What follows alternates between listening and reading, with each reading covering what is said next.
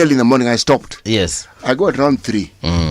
Not much traffic. Yes. The queues are short. That is not the problem. The problem is after. It's always after. We even tabulate the results nicely. The moment they're tabulated, our problems begin. The stories in answer. Our problems begin. We thought we had cured it because previously ballot boxes would be transferred from the polling station to the center where you sort of like aggregate these elections. So they thought the best thing we do, polling station. The result announcement, the polling station finals. So we thought we had cured it. Then came Mr. Internet. Somewhere along the line, that thing is transmitted and God knows it grows legs. Sometimes it grows wings. So the problem isn't the system. Yes. It is us and how we believe we should treat our elections. All right. There's a laughter in the studio, and I'm sure the listener is wondering who is that. So today's conversation at 7 a.m. is about the state of the economy and trade. And to have this conversation is Andrew Kubo Mlawasi. He's a public finance professional. So Andrew Kubo, welcome to Radio Generation once again. Thank you very much. Karibu sana. Last time we were here, we had a very interesting conversation. Yes, we did. Yeah. I don't know, have you met Siti Muga before? I've only seen him on TV and on YouTube. On YouTube. Ukamsikiza kwa radio. Ukamsikiza kwa radio. Well, insightful as always. Yes. Pleasure to. So karibu tena sana. And Siti Muga, this is Andrew, like I've said. He has a lot of knowledge on matters public finance. Wonderful. Yeah.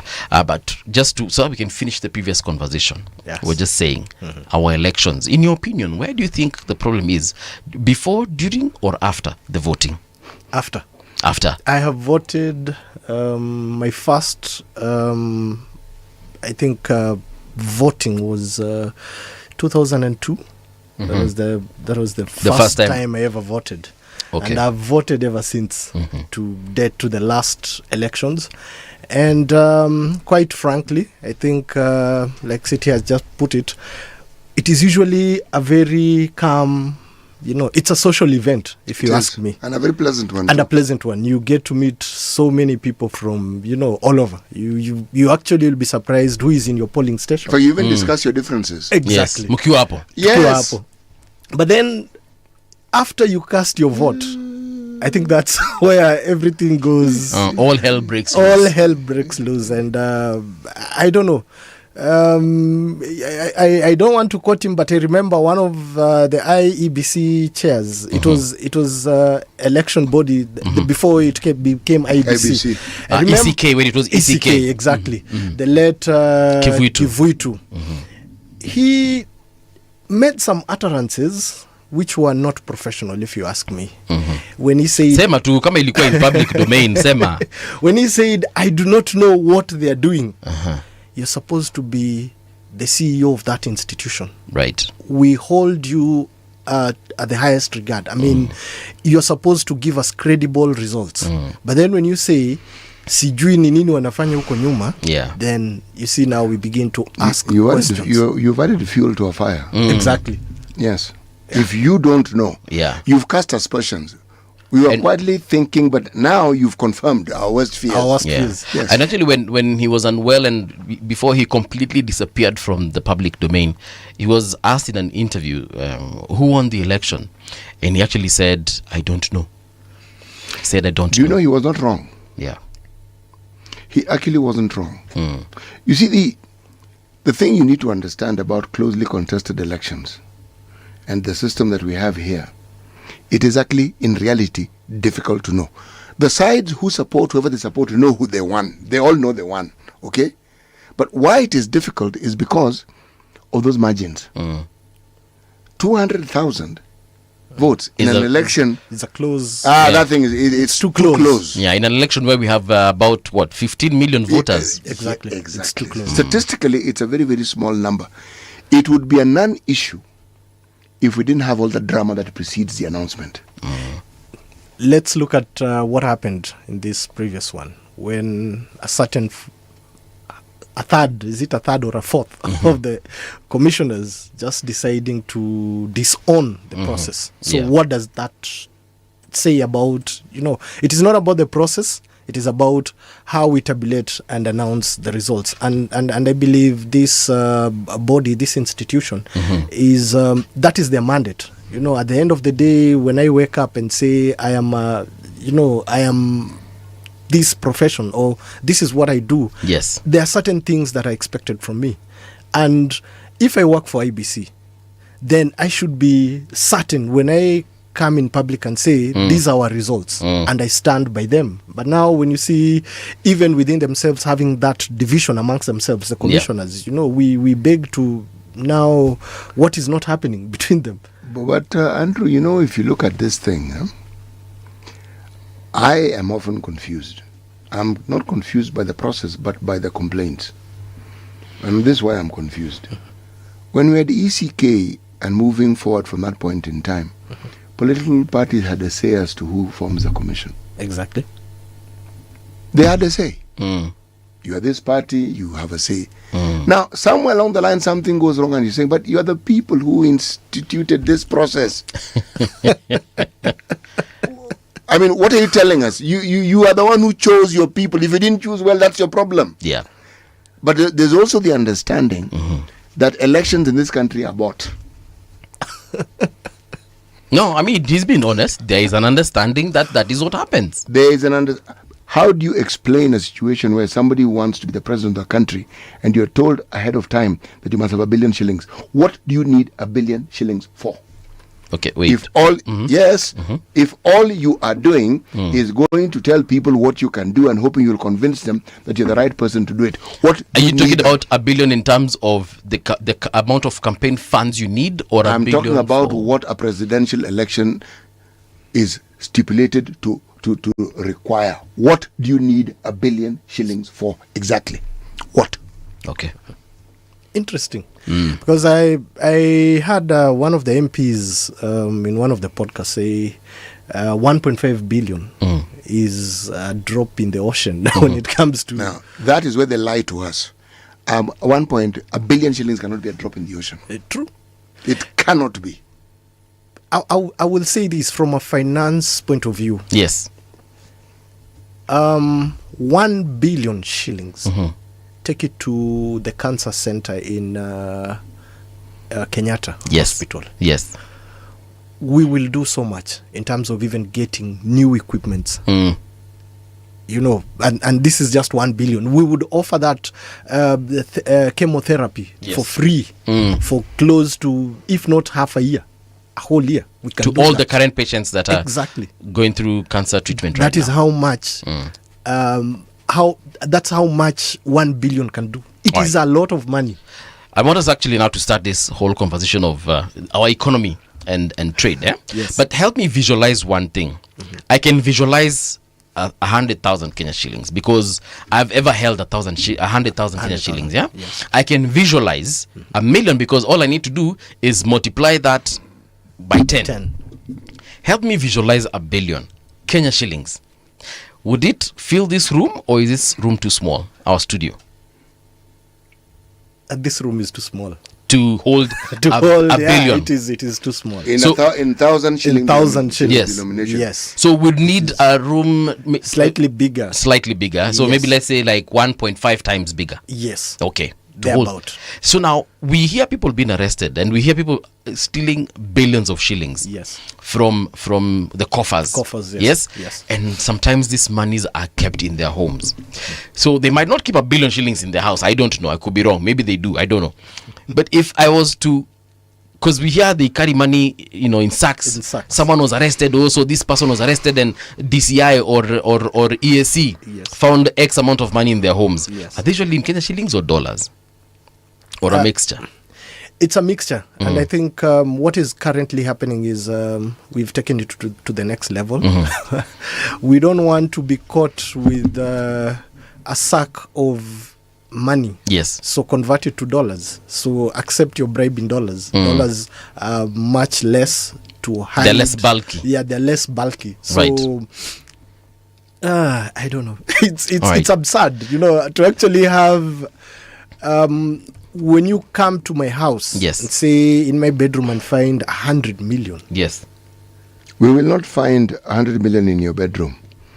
If you're the sort of person who has the capacity to pay for that amount of money, you will actually ensure that you build adequate storage for it within the compound that you live in. It will not be in your bedroom. So it could be in a bunker? It could be anywhere, but it is not money that you're going to walk in and see. And this is not a story that began with this administration or the previous one. This is a story we've had for the very longest time in this country. True. I remember, City, there's a time they arrested Echesa, a former CS. And when they went to his home, they say that they found sacks of money. Yes. So I'm wondering, these sacks of money, what wanapelekanga hizi, at what point do you actually withdraw money from the government? If I want to withdraw money today from the government, how on God's green earth will I withdraw money and take it to my home? Because yes, I could be a CS in charge of finance. Movie, you need to expand your imagination. Okay. You're limiting it. City ni chanue, mi sijai kuwa corrupt. The thing is this, it's not a question of being corrupt. Start with who is allowed to be able, who is able to withdraw the amounts of money we speak of. What do our laws allow you as an individual to do with the money that is in your account?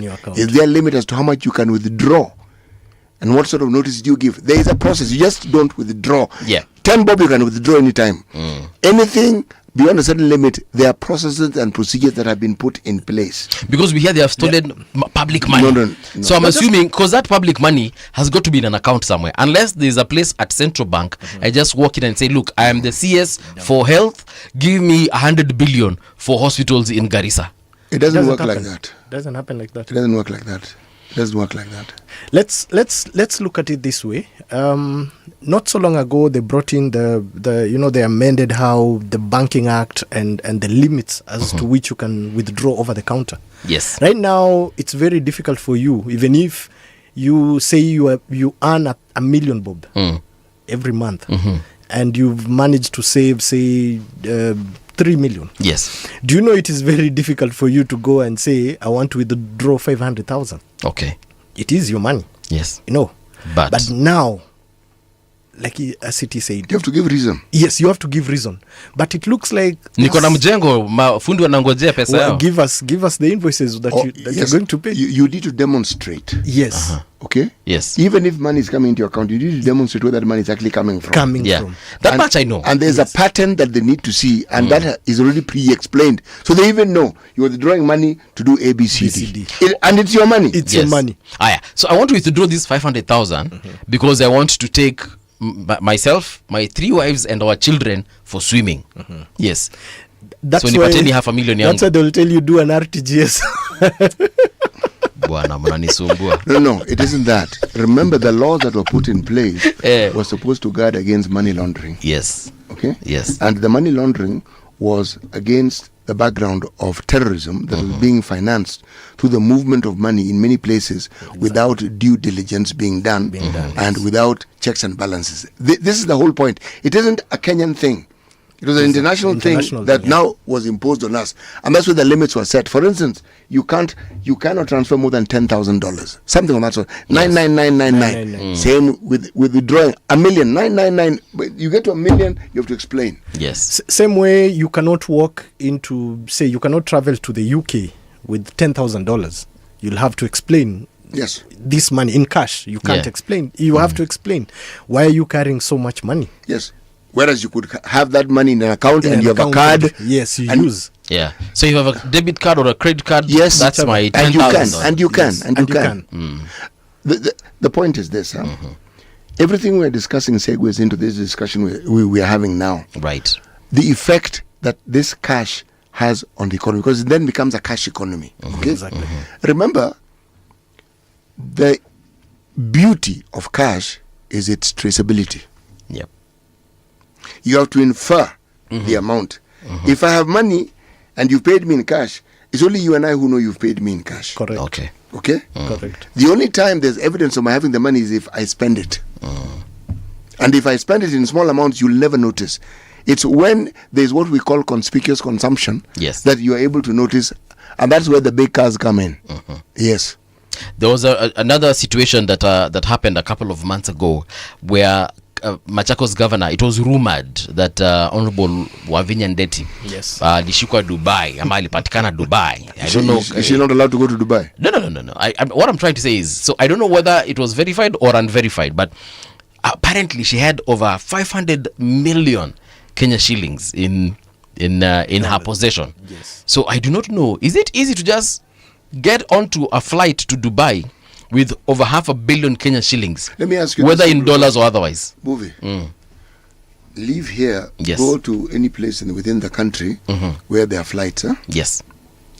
Carry 1 million shillings on you and see the story you'll be told. Just 1 million. Yes. Okay. It's internal. They will want to know because it is the law. Exactly. Now you tell me you want to travel abroad To Dubai. and we've just been told what 1 billion looks like, and Yes. you're talking about 500 million Half a shillings. billion. So I have half this room. So she had more than half this room. So she had a container load on her. Yeah. So she took all the luggage space in that airline to go to Dubai. Is that what you're saying? No. Again, that's why I was wondering. Maybe if I can chip in on this, because we've been in the circles of county governments and Yes. we understand how some of these things work. First and foremost, this money, you'll not find it in her Handbag. account, for example. It Okay. will not be in her account or his account. There are a lot of proxies, and that's where you hear company X associated with Governor Y. You know, that's the whole idea. So for a company to withdraw certain amounts is easier because this is a company. For say you have a construction company and you say you're withdrawing to pay your casual laborers. You know, casual laborers are paid In cash. Yes. So I can withdraw 5 million and say this is my payroll. And no one will ask you because this is a company. That is what we understand. But once this money is withdrawn, where is it taken? I'll bring it to you, Mbuvi, as the governor. So Okay. here's your 5 million. So that is why you'll find that, if I may call it, the level of corruption or the advancement in how corruption now is undertaken is on a much higher scale. Okay. You know, because we have to beat the system, like City has put it. These laws were brought to ensure that we're handling money laundering. So how then do we beat the system? And unfortunately, Kenyans were too bright. Okay. So we innovate. We're very innovative in the sense that we think outside the, so how am I going to beat the system? Look at, it was, I don't know, it was rumored when the currency had to be changed, the 1,000 shilling Oh, yeah, had to be to the changed new notes. to the new notes. And we had to take them back. What was that? If you had, Nasikia say, there was someone who was being targeted. exactly. Mtu mmoja akafanya to change and If you had 1 billion Yeah. now or the 500 so now you have to look billion, for ways. so how do you convert that? And you're given, say, a month. You can't use 500,000 in a month. Let's 500 be million honest. in a month. 500 million in a month. You can't use that. Yeah. Even if I was to, say, do what? Buy a car every day You can't. for 30 days. Even if you're buying a Range Rover That is or a 15 Ferrari million. on a daily, Okay, buy a house every day. kidogo ni tricky.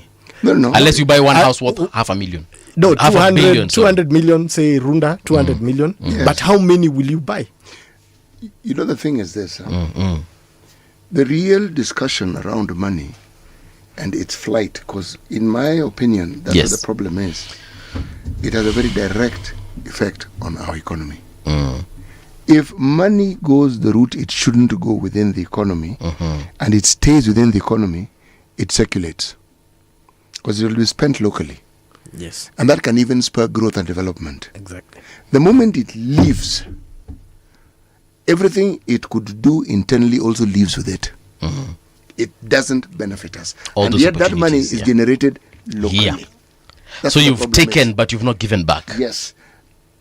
If that money was spent locally, Yeah. I am not endorsing theft. I'm merely saying if that money, however it was procured, is utilized locally, It has a better- it has benefit to the economy. It circulates. But we are at a stage, and why this becomes an issue of discussion, is that even when people do business, we are allowed to have accounts outside the country. Some of that money never gets into the country, and yet the business is being done here. So essentially, it's capital flight. Money that is generated here is leaving the country, and that is money that could have been used to actually help spur growth within the economy. Speaking of which, Andrew, Yeah. we're seeing companies that do legitimate business here. Businesses. So the multinationals that are here, Yes, yeah, yes. and they're doing business here in Kenya. For example, we have petrol stations or energy companies. Yes. Some of them we know they are foreign owned. Some of them owned in places like France. Yeah. Yes. So when they do business here, where does that money go to? Because I have taken what City Muga has said. Yes. It's like hiyo pesa yote wanatengeneza hapa wanarudisha France. Ile inatumika hapa maybe tu ni mishahara ya the petrol attendants and then of course purchasing that energy. Yeah, true. Because let's look at the where is the parent company domiciled, and most of these companies are foreign. Yes. So you'd expect once they do business in Kenya, because that is why they're here to do business, and once they do business, the objective is to earn a profit. So what do? They take back what is theirs. So you'll find for them it is a matter of, we've given this country say we've employed so many people, we've done this, but this other one, it goes back to our parent company. So then the parent company will decide, for example, how many branches do we want to now say franchise in Kenya, and give that, for them it is about how much money are they making. So give or take, and I'd like to go back in history. That's why a country like is it Liberia, when they had their internal conflict, I don't know if you go back and Google it and just read through what are some of the accelerators of this conflict, you'll find that there was a US company, and it was doing big business with rubber. And they were now involved with the politics of that nation, because they had to see who will not come in and disrupt our interest. And so they are looking for a friendly government. Exactly. So you'll find that they were also funding both sides, and that's the sad reality of Africa. Per se, we always hear of this narrative: we're being exploited. Yeah, that is the reality. So for me, it is not bad. Of course, probably we are challenged in one way, but I wouldn't say we are challenged. It's that our mind frame is not in the right place. As City has said, governance is our biggest issue. If you have someone who understands how the economy works, now it is up to you to put in the structures, then these other things will fall in place, and we spur the economy will grow. But if you have interests, then you need these multinationals to come in and help you in spurring that, not even spurring, now taking care of your interest. Now they always say politics is about interest. Yeah. Unfortunately, is your interest in good governance? Is your interest in growing the economy? Then if it is not, then for sure you'll be looking at, what am I getting? I become a president to benefit me and my family. Yeah. What about the 50 plus Kenyans? So is it a good thing or a bad thing when we have all these multinationals coming to our country, and not just Kenya, like when in Africa, because we have that problem where we are really taking what is coming from the west or even from the east, and we're allowing them, because how is that a problem? And that's what I want to understand. Is it a good thing or is it a bad thing? Because if they come here, of course, for us as the locals, we get jobs there, right? Yes. But in terms of the effect of that situation on the economy, the larger effect that we are not seeing, because mimi nitapata mshahara yangu at the end of the month, and I'll go home, but I might not be aware or privy to the kind of thing or damage, if there is any, that it's doing to the economy. Is it a good thing or a bad thing? Can I pose a question to that question? Please do. And I will ask you. I think City has been in this country for the longest. He has, But let's look at a town like This Thika. man has just called me very old. No, not very in a old. polite way. Very. There are things I cannot speak of when he's here. Okay. Of course you can. Let's look at Thika. Yes. Thika town? Thika town. Okay. Thika, the formation of that particular town was an industrial town. Yes. Let's go to when we had these South African breweries. when they were here, when they were operating in this country. Same scenario asking. These multinationals Nationals. coming in. What was happening in Thika then? How was the economy of that town vis-a-vis when they were ejected out of this country? Okay. Let's look at it. How many people lost Jobs. jobs? How many people lost livelihoods? How many social, because they did a lot of corporate social responsibility activities within the communities that live there. That particular area, they will support a school, for example. A do hospital. A borehole. Yes, all that was withdrawn. Okay. So, like I said, it is about interests. So where are your interests aligned? Are they for the greater good of the citizens or for you and your cronies? That's where now we need to look at it. But and to take this discussion, let's say to our neighbors, yes, and look at how South African multinationals have been able to do business in Tanzania and Yes. Uganda, and they have difficulties doing it in Kenya. exactly. What is it about this business environment that makes it difficult? Interest. To be specific, the Kenyan environment? Yes, Okay. yes. Don't you think it is interest? It's always interest, but also there is a way in which Kenyans do business. Yes. Because like right now, before the supermarket business, I'm giving this as an example, came up, and we have local companies actually becoming regional. Yes. Then we have our banks also becoming regional. Yes. Okay? We don't see the same with similar businesses from our neighbors. But now we see in multinationals coming in, some through venture capital, Yes. but we see them. But it's a market that already had locals. Yes. And if you leave the big towns, you will find that business thriving in some of the periphery towns in the counties. But these are now local, very, very local Yes. supermarkets owned by individuals. Yes. And some of these big so-called multinationals may not thrive as much in those places. Okay? The question is, what is it about our business culture? When people come into this business, into this environment, do they understand how Kenyans actually do business? Exactly. And that's where the interests come in. And you say how they do business. Do they understand how it is? You need to align yourself with the interests that are there. And if you can't do that, You will not survive. You will not survive long. Yeah. So again, and now I'm looking for a yes or no. yes. Multinationals coming into a country, good thing or a bad thing? Long run, bigger picture kind of situation. I would go for good thing. All right. Yes. I would go for excellent thing. You see, the multinationals come. And this is for the economy. Yes. Okay. Multinationals come with, among other things, standards. Yeah. You certainly find that what you are seeing is of a much higher quality, because for them to function here, they must meet the standards of similar entities outside this there. country who have the same high standards. Let's take the example of China and look at not the businesses that went to China, but the way the Chinese opened their economy. The free market economy was available. Yes. But remember, their politics and their policies would not allow businesses to become bigger than the government. Exactly. So you could do business, but there was a ceiling. You could make money, but there was a ceiling.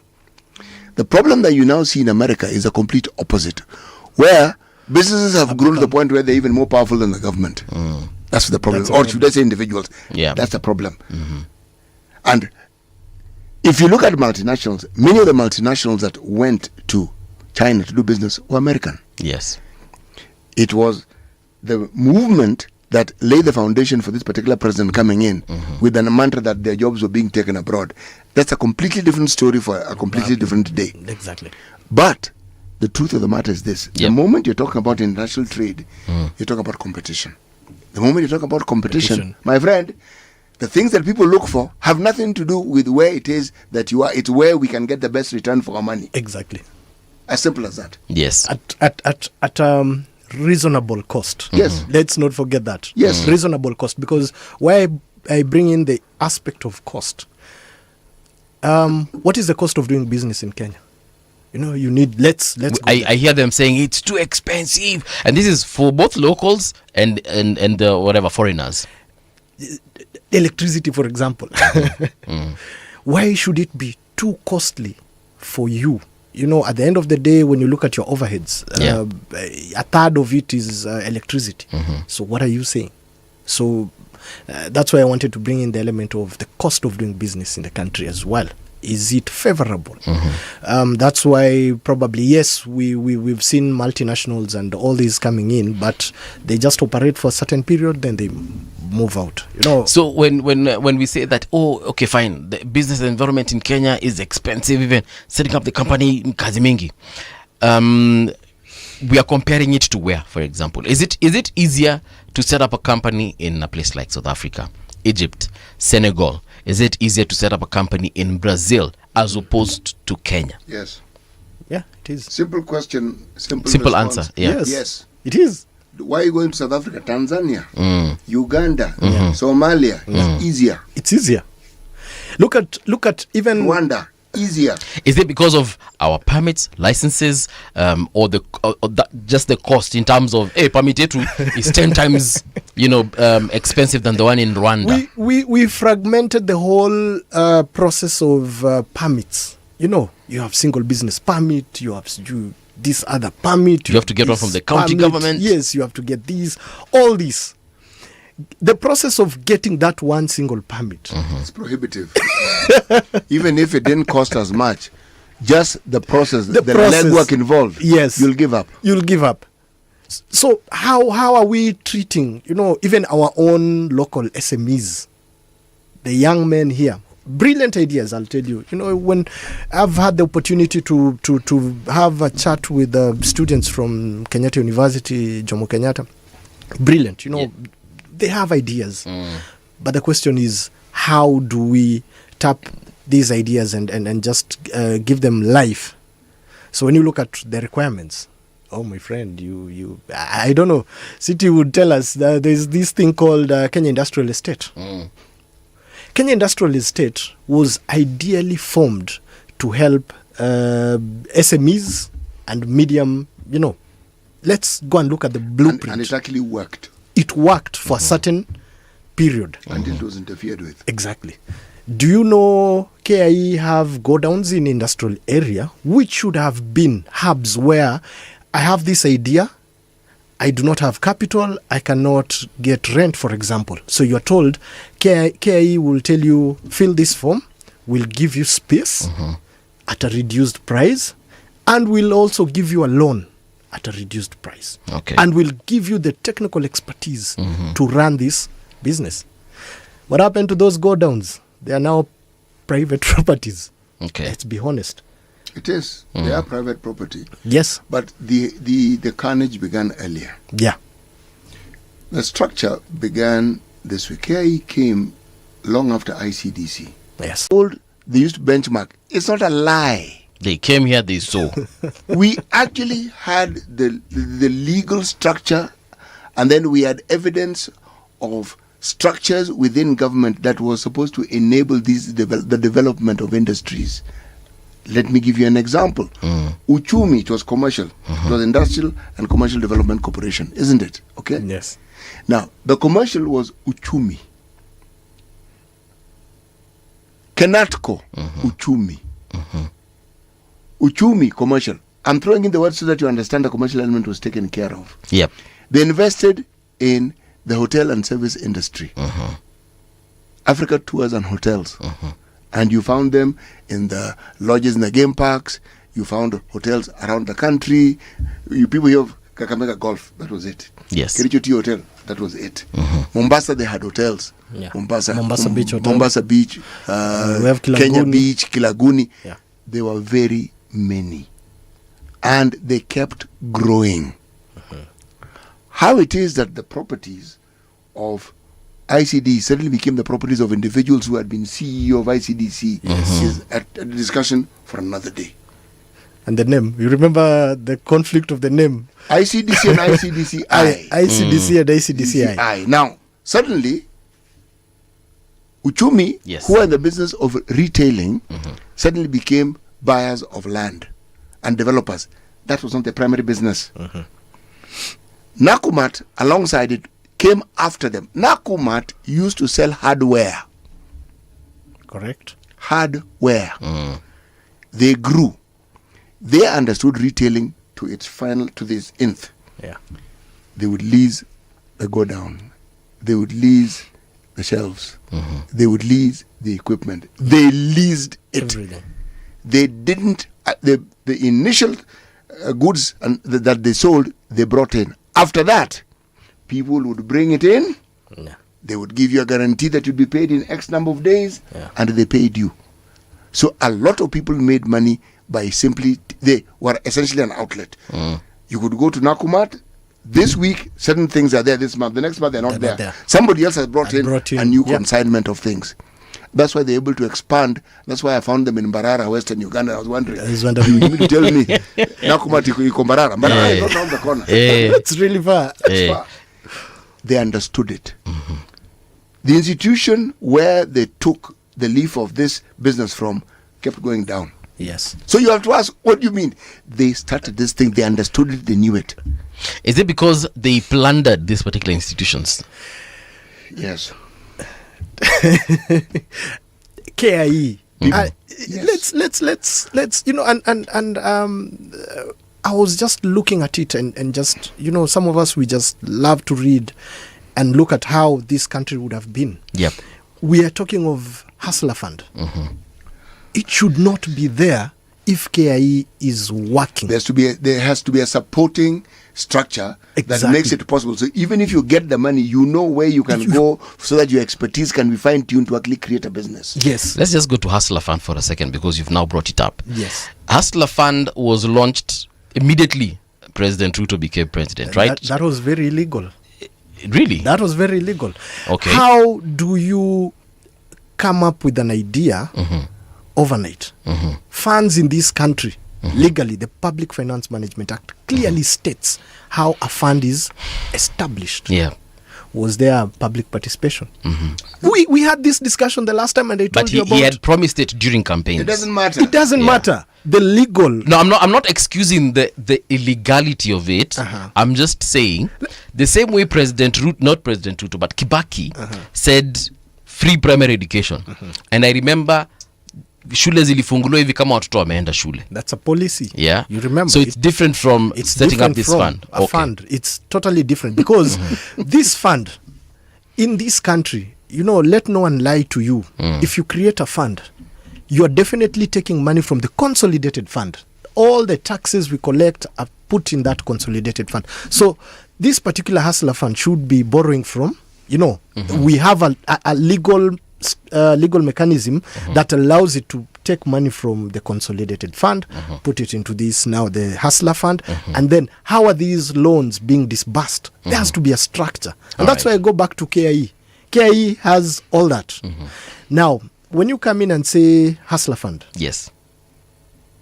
what is how is it? What was the First thought of all, process? there's an entire structure around which such a fund must belong to. Yes.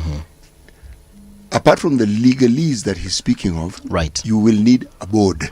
See, you can't have funds if there's nobody superintending it. Exactly. And all these things take time and must be established before even that fund reaches your account. Your account. This one, the fund was available before any of these things were set up. That is what he's talking about. Now, let's ask this question Yes. that no one wanted to ask. Right. Where was that money coming from? It was from the consolidated fund. Are we sure? And as we answer that question, let's talk about, was it 4 billion How do we know? that is unaccounted for? How do we know? You see, the same way his city has said it came from the consolidated fund. And I've asked him, how do you know? It's unverifiable. Yes. So I'm asking the same question of the money that they say have not been paid. How do we know? And is this Hustler Fund being audited by the Auditor General? You see, that's the thing. When you have these structures, then it is subject to audit.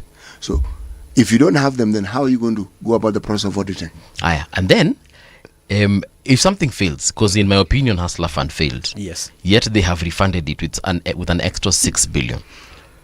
So what's the plan here? We continue just losing money? But even when you say it is failed, what were the indicators that we were supposed to look at to determine that it has succeeded? What is it? Because for the fact that people borrow, they pay, No, the borrowing and paying is besides the point. Right. There was the larger promise of what it was supposed to do. The intention. So how do we measure what it is? That Or you're talking about, okay, fine, the success. Yes, how does success look like? Because if you say, for instance, 2 billion has not been returned, it is assumed 2 billion was borrowed. Is that not so? Yes. Okay. So if 2 billion was borrowed, let's say it was returned and was invested. What would the investment look like? Or you're asking how 2 billion looks on the ground from the people that borrowed it, because it was supposed to be borrowed by Watu wa Boda. Yes. Mama Mboga. Yes. Are we seeing, probably if I'm getting you right, are we seeing an improvement? Say if Mama Mboga was just outside there without a well-structured shelter, ni mwavuli, so now they have like a small container. Hawezi jenga hao.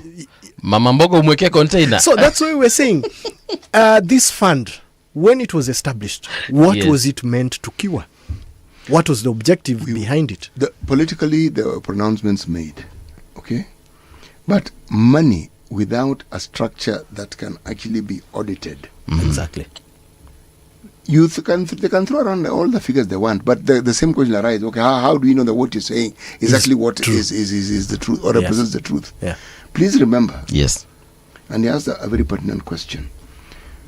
How do we know this money came from the consolidated fund? When you have money for a fund such as the one that we are speaking of, that is where the money usually comes from. Yeah. And when it does, it doesn't come because I have said, let the money come to you. Right. No. The money comes when certain processes have been followed. Before that money is released. A single shilling. Before. Did we need the Hustler Fund? Yet we have, I think, like 7 other funds. So we have the Women Fund, the Youth Fund, we have Nyota. Kuna zingine hata nimesahau majina zao. Let's go back to the genesis. These funds, what is the objective? I'm not against them, but what is the objective? Empowerment. Right. Empowerment in what way? Have funds easily accessible to people who wouldn't have otherwise accessed them in the traditional banks or SACCOs. Why do we have Kenya Industrial Estate? I still go back to that, that establishment. Was that the same concept? Same concept. Same. And I've mentioned it was meant to support SMEs.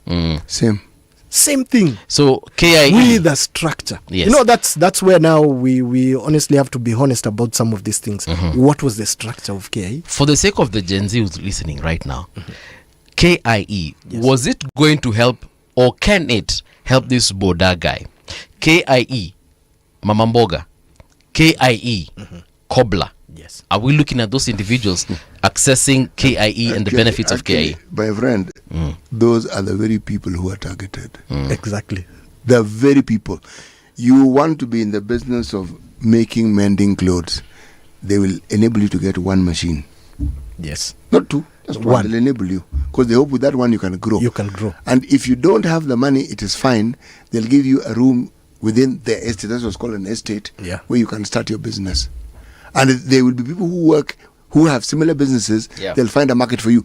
It was an ecosystem within which you could do business. I'm saying this with clarity because I benefited from KIE in my youth, so I know. Thank you. Yeah, this is something. Ulilipa your loan? Nilipa. Oh. Nilipa. Nilikuwa na confirm. No, the way they went about it, they followed up with you. Yes. When you couldn't pay, they told you, this is what you need to do. Believe me, it was intended to help you. Yes. Okay? So I'm not talking about something I didn't know. Okay. It's something that I experienced, so I know how it worked. I know exactly how it worked. I'll give you an example. I have a good friend of mine. She does kushona nguo. It's called tailoring. Yeah, tailoring. Right. Called Kakiba. And what she does is, they come up with designs. It's something that someone has a passion. Now, her biggest problem right now is funding to get a machine, rent, because she operates within town. She has to get like a production. So she has to rent out a space where she does the production. Right. So look at all this. You know, you have your overheads. You have to pay salaries. You have to pay that rent. You have to buy machines. You have to pay electricity. If KIE was working, this particular lady would be benefiting. One, I need space for my production of my clothes. KIE will tell you, come. We have space in industrial area. You'll do this. So you don't even have to start thinking about three-phase electricity. It is done for you. Water, it is done for you. You need money for machines. How many machines do you want? I need 4. No, we'll give you money for 2. Okay. As we see you grow. And as you grow, you're repaying us. We understand we'll give you even the technical expertise, how to manage your money, how to do the budget, because they have all these experts. Then once you've grown to a level where we feel you can stand on your own, we'll request you, leave this hub, let someone else come in so that we nurture them the way we've done for you. And that would work. Because if you follow that structure, growth is imminent. You will grow. You see, the thing is, it wasn't in a vacuum. Huh? When there was a structure that existed for people who wanted to further businesses in agriculture, it was called Agricultural Finance Corporation. Exactly. If you wanted to understand how it was done, there were huge demonstration farms run by what you call African Development, ADC farms. Okay. Yes. Okay? Yes. You went there and saw what was being done. So it meant that anyone who was in that field and required input to be able to improve on whatever product they have. Yes. But it didn't stop there. If you're in coffee, within the fraternity of that circle, there was a facility where you could benefit and get money from. Yes. If you're in the sugar industry, there was a circle where you could actually access money. You could even be given payment in advance of your produce. So you wouldn't lack for money to do what you need to do. They would provide you with fertilizer, all the inputs that you require. Seeds and everything, including storage. And that's where the NCBP came into place. Yes. So you have this produce, you don't have anywhere to take it. Bring it, we'll store it. And you know, and it was a well-structured manner whereby we have advanced you, say, so much money for fertilizer, so much money for seeds, and all this. So these are the sales. We recoup what is ours. And we give you.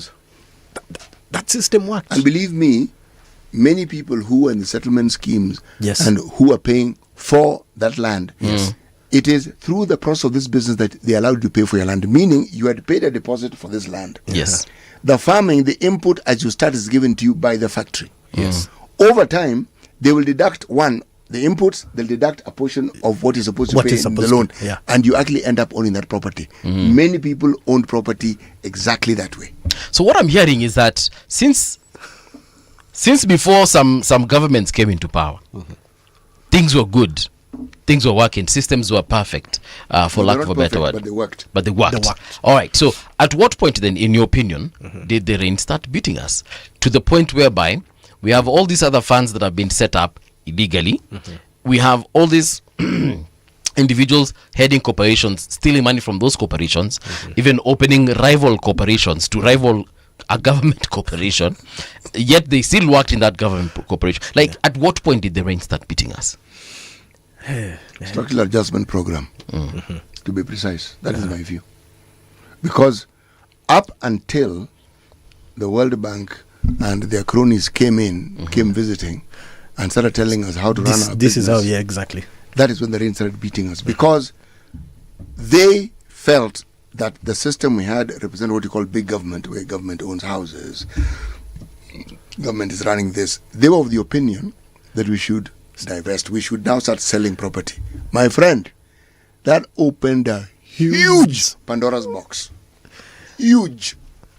And we've never been able to close it. And I believe that's where most of these government parastatals went down. Kenya Railways, my God, the biggest landowner in this country. I stand to be corrected, City. I stand to be corrected. Kenya Railway was the biggest landowner in the country. Imagine that. Without question. Imagine that rail track from Mombasa all the way to Kisumu. Uganda. To Uganda. Look at how it has snaked its way. All that land was theirs. You know, the railway land from the rail itself, Yeah. they were allowed a certain leverage of land on both sides of the rail. Yes. To cater for infrastructure like telephones, what have you, and roads. And roads. But where there was a station, they allocated for the furtherance of housing and other structures that would support the railway. The railway. Like a railway station. Yes. It was allocated. It was a lot of land. Right through. And remember, the railway was a private business when it started. When it started, yes. Okay? When the Indian coolies constructed it, Yes. what are we saying? When they started, Yes. that is the 1900s. Thereabout, Yeah, yeah. it was a business. It was a business. So it was a private business. When you look at Actually the thought it was- history, it wasn't British com- East Africa Company, just so you understand. Yes. Okay. So it was a company. When you go to there's a lot of history about it in the railway museum. Unfortunately, not so many people want to go there. But when you go there, and you just sit down and just try to peruse through, then you'll understand how this whole thing came about. Yeah. You see God. I will tell you. Do you know why we still have railway tracks going into industrial area? Yes. Thika. Because that was like the hub. Exactly. They built an infrastructure in any town. If you go to Mombasa, the rail extended into the port Exactly. and various parts of the port, because the port is vast. It extended in all those places, all right? And it also led to go downs now within the industrial area or the areas around what we call Changamwe, Yes. where there are go downs and what have you. And that happened in any major town with a railway Where line. the railway- To understand it, there was a Nanyuki line which had died. Nanyuki. President Uhuru revived it. Yes. Most people used to see the railway, they didn't know that the It rail wa- it actually was there. it actually worked. Mutual or really? Yes. There was railway which went towards Kisumu, there's railway went towards Eldoret. Okay. What do you think of a country that actually had a structure, the one we are explaining here, which actually worked, and which would have served the people had it just been given the nudge it needed? And yet our story is that it died. Yes. The point is this. The moment structural adjustment programs came in, my friend, whether it was post office, whether it was Kenya Power, whether it was railway, our universities, some still own houses to date. All these government bodies owned property. Yes. Municipalities owned Owned property. properties. And that is what they used as collateral when they went to the bank. Okay. Now, the moment sales were allowed, say of government houses and what have you, that one, Na watu wakaiba hizo manyumba. they were allocated because you are allowed to be allocated. The laws then allowed To be allocated. you could be allocated. They were not breaking any law. All right. Now, again, you would assume the law allows you to be allocated one house. People would allocate what they saw fit for themselves. 10 houses. 10 houses. Yeah, what are you going to keep? An entire estate. Yes, no, and entire was difficult, but it so long as si mbuvi say wacha nikuwe kwa jina yako, jina yako, jina yako. But we all know that you probably have a power of attorney that you've signed, so the house actually mine, but jina yako. Jina yako. Yes. City has brought in another point that I've remembered, Right. and we are still struggling with when it comes to counties. The councils had a lot of assets. Extremely. Nairobi County here. What we used to call Kanjo. Yes, All right. Nairobi County. So what we're going to do, I want us to get into the news. And then when we return, we'll start from that point. So we can also see where the rain started beating us from that perspective, yeah? So don't go too far, guys. We'll be right back. Right now, though, it's Winnie Maganga with the news. Radio Generation, the home of urban soul.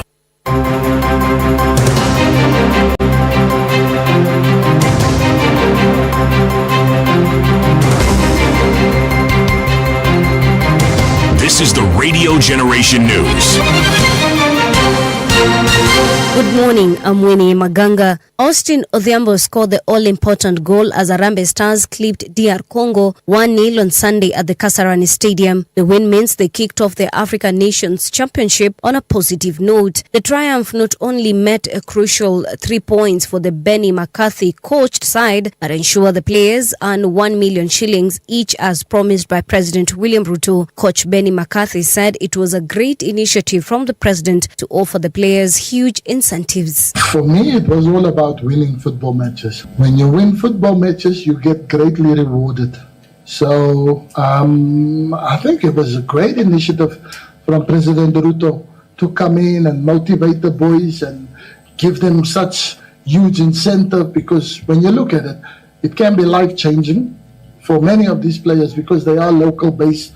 They're local-based and surely they don't have the best and the biggest of salaries than what you see there. So when you come to a CHAN tournament to motivate and to get you even an extra energy booster, we worry about winning football matches first.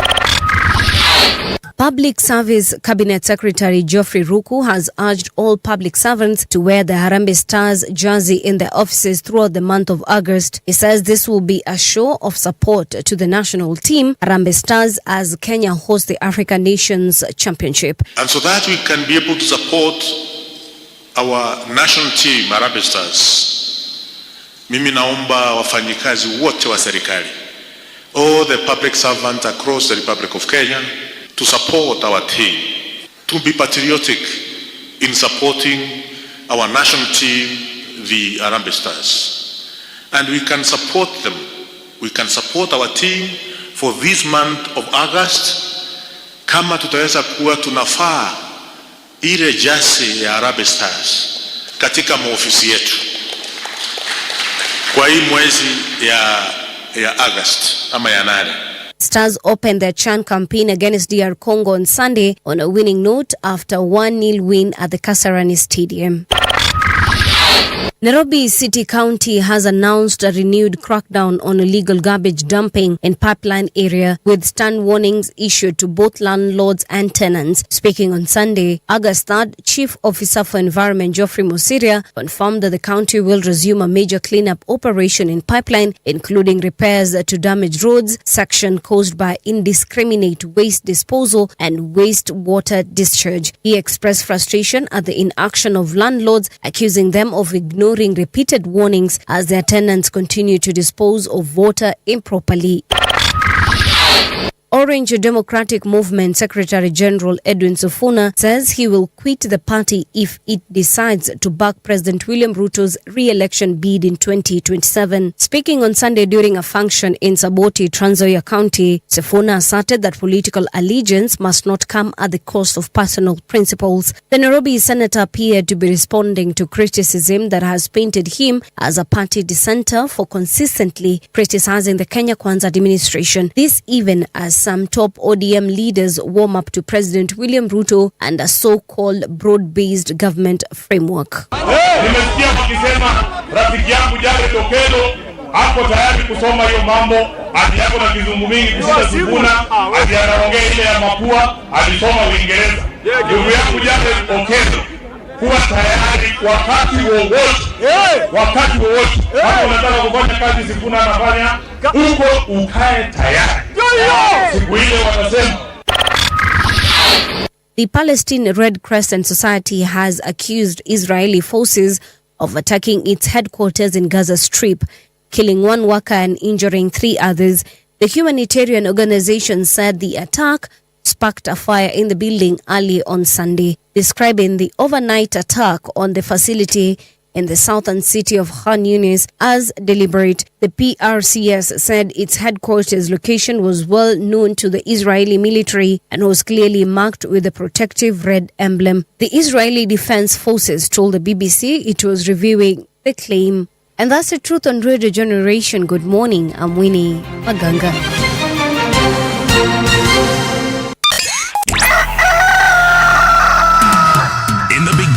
There was morning radio. I've never seen anything like this. But now there is Radio Generation's The People's Breakfast. Curious and bold, getting facts rise from the shadows. That's what it is. Now, as the city wakes and secrets stir, a bright new voice shines. The People's Breakfast. Your morning, your voice, your journey. You got it locked. Good morning. Good morning, my neighbor. Welcome to the home of hard truths and bold insights. Radio Generation. And that is the truth, the whole truth, and nothing but the truth. My name is Mungala Mbuvi, and in studio we have Andrew Mloasi. He is a financial expert. He's an economist, basically.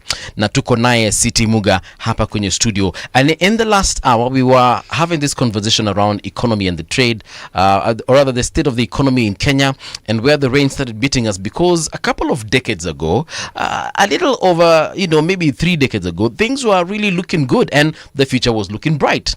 But in 2025, we are complaining about so much that at one point it looks like we are a country of complaining and complainants. It's like nothing is really working. But if we're being honest, we can actually get things on track. But we have to go back and realize that, look for where exactly we started messing up and perhaps correct it. And our brother here, Andrew, was just telling us about the county governments. Yes. Previously, we used to know them as city councils, municipal councils, and so on and so forth. So, Kanjo, basically, just to break it down to the local dialect. Yes. Local lingo. Local lingo. Yeah. So, shida ilikuanga wapi as far as that is concerned? Do you know they were the biggest owners of assets? Talk of Nairobi County itself. I think they owned... it's called Nairobi City Council. Nairobi City Council, yes. Mm-hmm. NCC. Yes. Mm-hmm. Upper Hill. Who owned Upper Hill? All these spaces that you see in Upper Hill. Though it was their property. Okay. Do you know to date, and this is something I must say counties are still struggling with, ask them for an asset register. It has never happened. This thing we started trying to implement it way back in 2013 when the county governments came. One of the things that Transition Authority was trying to do and really pushed for was for counties to take stock of their assets. Why?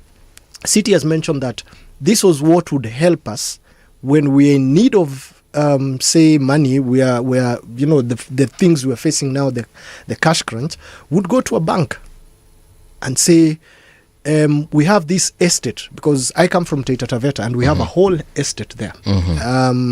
We collect a certain a rent, say